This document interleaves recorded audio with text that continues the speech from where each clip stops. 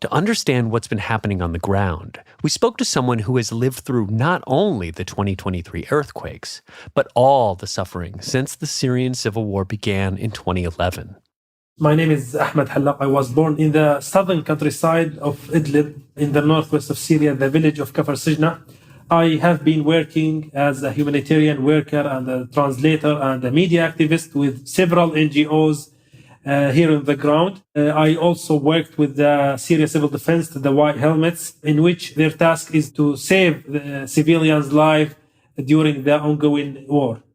Okay, so you're joining us from a place that has been just beset by tragedy. Idlib had been a major center of fighting in the Syrian civil war, and then these earthquakes happen. Can you start maybe by painting us a picture of what Idlib looked like before the quakes? Well, actually, before the quake, Idlib has been already affected by over a decade of a brutal war by Russian-backed Assad regime. Almost 13 years ago, people in Syria took to the streets to protest against the government of President Bashar al-Assad.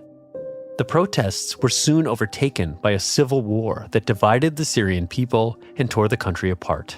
What began as civilian protests amid the Arab Spring uprisings now, by some estimates, has displaced millions and destabilized the region. The United Nations estimated in 2022 that more than 306,000 civilians have been killed, about 1.5% of the population, since the conflict started. Others estimate the death toll is double that. You know, the infrastructure has been severely affected by the bombing. Every now and then we have bombing with different kind of weapons like cluster bombs, artillery, also warplanes, airstrikes. Before the earthquake, the UN said that 14.6 million Syrians were in need of humanitarian assistance, with 6.9 million people internally displaced, mostly in Idlib province.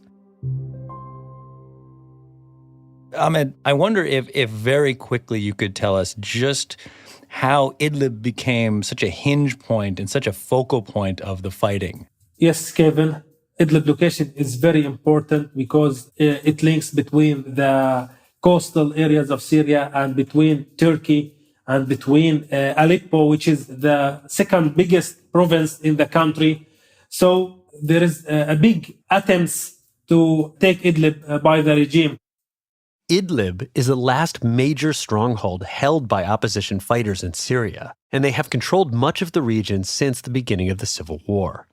That's the reason why it's often the target of Bashar al-Assad's forces, with the support of the Russian military.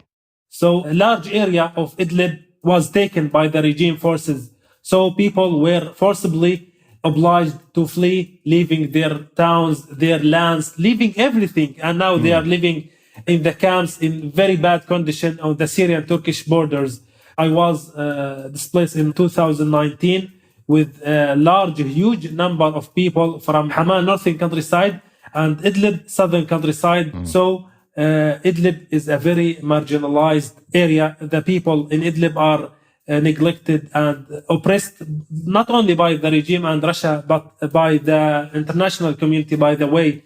We are like, I can give an example, or the equal of Idlib is Gaza. We are besieged as the besieging Gaza.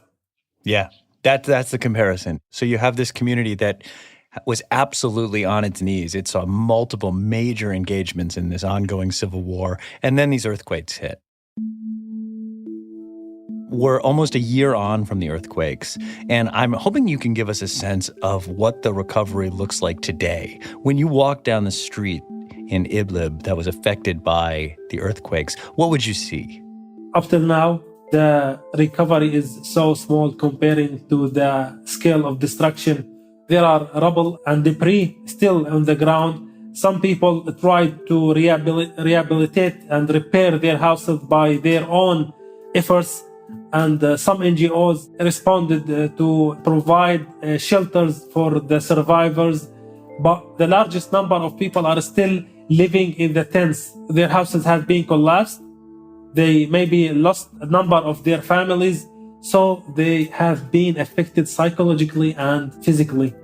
I wonder if we can just explore that a little bit more. A lot of our listeners come from places like America or Europe, and they might be used to having tragedies like this, a hurricane or some sort of natural disaster, but there's this expectation that eventually things will get cleaned up. But there's a lack of heavy machinery, there's a lack of basic infrastructure there. So what is it like when things just don't get fixed, and how does that affect the people who are forced to live amongst that ruin? Unfortunately, people became familiar with the tragedies they have been suffering for 10 years, and now the earthquake, it was a crisis upon a crisis. So when they see the ruins, their hopes are completely broken. They can't bear any more tragedy or any more suffering. By the way, this winter, prices are going crazy and people are not able to afford food for their children. How can they afford other things, basic things like heating materials, like clothes, like medical supplies or medications? So people are living in a very minimum scale or level of life. Yeah, there's a fine line, I imagine, between despair and panic. And when people can't provide basic things like heat and food, the panic can set in. I mean, you are someone who just came back from delivering supplies to a camp for displaced people. I mean, how do you manage not just getting people the goods that they need, but also just their emotions?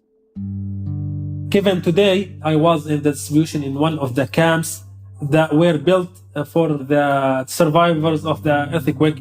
We visited the family of a guy, maybe he's 23 years old. He's married and have 2 daughters. One of them is a newly born. This guy is called Abu Amran. He has like a previous injury in his leg, so he can't work, especially in cold weather, he can't work. And he have literally nothing in his house. No carpet, no mattresses, no like tools for the kitchen, no heater. We are in the middle of the winter and this man has no heater. And his newly born daughter got sick because of the humidity in this rainy area. And he sent the daughter and the wife to the hospital, and he was sitting alone. He told me, I swear, when this happened to my daughter, I cried. I am speechless. I don't know what to do. I ask God to help me. I also have debts on the market. He is bringing some food for the children from the market, but he has no money.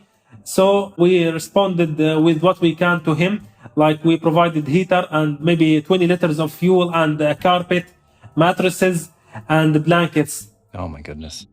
I was really astonished. By the way, in his house, there is no light, no electricity, because he even doesn't have the cost of a battery or solar panel.